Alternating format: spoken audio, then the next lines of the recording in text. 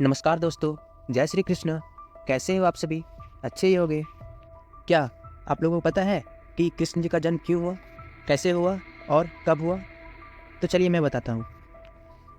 ये बताने से पहले अगर आप मेरे चैनल में नए हो तो मेरे चैनल को सब्सक्राइब कर लेना, क्योंकि इसी टाइप का सनातनी वीडियो ये चैनल में आते रहते हैं। और आप भी श्री कृष्ण जी के जन्म से खुश है तो वीडियो में एक लाइक तो बनता है। तो चलिए वीडियो आगे बढ़ाते हैं। श्री कृष्ण का जन्म मथुरा के उग्रसेन राजा के बेटे कंस का वध करने के लिए हुआ था। पौराणिक कथाओं के अनुसार द्वापर युग में मथुरा के उग्रसेन राजा के बेटे कंस ने उन्हें सिंहासन से उतारकर कारागार में बंद कर दिया था और खुद को मथुरा का राजा घोषित कर दिया था। राजा के एक बेटी और एक बेटा था। बेटे का नाम कंस और बेटी का नाम देवकी। एक दिन कंस की बहन देवकी का वासुदेव के साथ विवाह हो जाता है और देवकी का विदाई होती है। तो कंस अपने रथ में देवकी को छोड़ने जाता है। उसके घर उसी समय भगवान श्री विष्णु जी का आकाशवाणी होती है। चारों तरफ बिजली गरजने लगती है। तो कंस डर के बोलता है, बिन बादल बिजली। तो भगवान श्री विष्णु जी अपने आकाशवाणी से बोलते हैं कि हे मूर्ख कंस। तो कंस बोलता है, कौन है जो हमें इस तरह पुकार रहा है? कौन है जिसे अपने प्राणों का मोह नहीं रहा, सामने आ जाए। तो विष्णु भगवान बोलते हैं, ओ परम मूर्ख कंस, ये क्रोध करने का समय नहीं, खेद प्रकट करने का समय है। तू अपने भाग्य में अपने हाथों आग लगाने जा रहा है। हे मूर्ख, जिसे तू इतनी प्रशंसा से रथ में बैठा कर ले जा रहा है, उसी देवकी के 8वीं गर्भ के संतान तुझे मार डालेगी। इसका 8वां गर्भ तेरा काल होगा। तो भगवान श्री विष्णु जी अपने आकाशवाणी से चले जाते हैं। तो कंस बोलता है कि है मेरा काल मुझे मार डालेगा, देवकी का 8वां गर्भ मुझे मार डालेगा। देवता भी कंस की आवाज़ सुनकर थरथराने लगते हैं। उस कंस को देवकी का 8वां संतान मार डालेगी। मैं अपनी मृत्यु के मूल कारण को ही ध्वस्त कर दूंगा। ना रहेगी देवकी, ना रहेगी उसकी 8वीं संतान। तो कंस अपनी तलवार निकालकर देवकी का सिर धड़ से अलग करने जाता है। तभी वासुदेव कंस का हाथ पकड़ बोलते हैं कि ये आप क्या करने जा रहे हैं बड़े भैया? ये आपकी छोटी बहन है, आपकी पुत्री के समान है। अभी अभी अपने हाथों से आपने इसका विवाह किया है।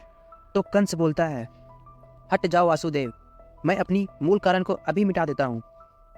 तो वासुदेव बोलते हैं कि देवकी से कोई आपको भय नहीं, भय है तो केवल इसकी संतान से, जैसा कि आकाशवाणी ने कहा। तो मैं आपको वचन देता हूँ, देवकी को छोड़ दीजिए। मैं महाराज सुसेन का पुत्र वासुदेव प्रतिज्ञा करता हूँ कि देवकी के प्रत्येक संतान के जन्म लेते ही मैं स्वयं अपने हाथों से लाकर आपको सौंप दूंगा। फिर आप चाहो तो इसका नाश कर सकते हैं, मुझे कोई आपत्ति नहीं। तो कंस बोलता है, हमें इसका विश्वास कैसे होगा कि तुम अपने वचन का पालन करोगे? तो वासुदेव बोलते हैं, 8वीं संतान तो बहुत दूर की बात है, इसकी परीक्षा तो पहली संतान का जन्म पर ही हो जाएगी। सारा संसार जानता है कि मैं कभी असत्य वचन नहीं कहता हूँ।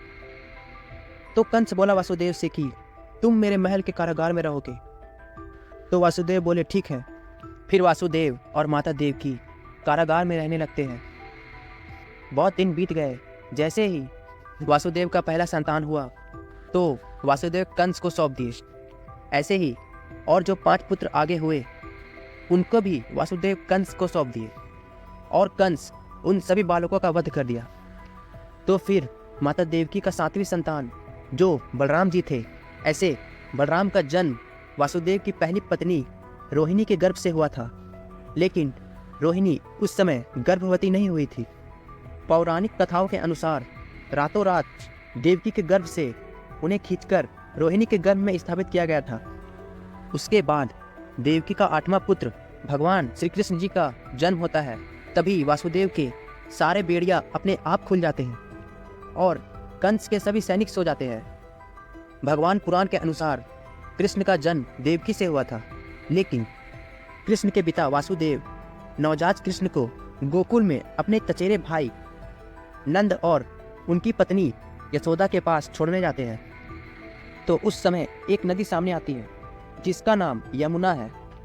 तो वासुदेव वहाँ पर श्री कृष्ण जी को टोकरी में रखकर नदी पार करते हैं। उस नदी का पानी दाहिना बायां दोनों तरफ अपने आप हट जाते हैं और फिर वासुदेव आसानी से अपने पुत्र श्री कृष्ण को यमुना नदी पार करवा देते हैं।